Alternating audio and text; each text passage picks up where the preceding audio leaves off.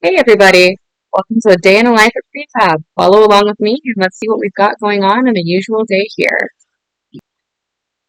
We're going to start our day with some stretch and flex to prepare ourselves and our bodies for the tasks that will soon be assigned to us. We assign our tasks using printouts of the requests made by foremen in the field. Today we have the assignment of bending offset bends in 3.5-inch EMT. We start by measuring and marking our bends on the conduit, and then we load our conduit in.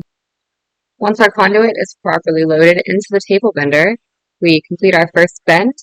The degree we're looking for this bend specifically is 27 degrees. After we have our 27 degrees, we pull the pipe out, we turn it around exactly 180 degrees, and we get it set up to put in another 27 degrees, which should get our pipe at a level surface when we measure our offset. Carlos is going to add to this bend very carefully. After we complete our second bend, we're going to remove our pipe from the bender and take it to any reference point that we have to make sure that our measurement and our leveling is correct. Here we are checking it with the tape measure to make sure, and it checks out just fine. Now it's lunchtime. Lunch is over and we're going to start our new task.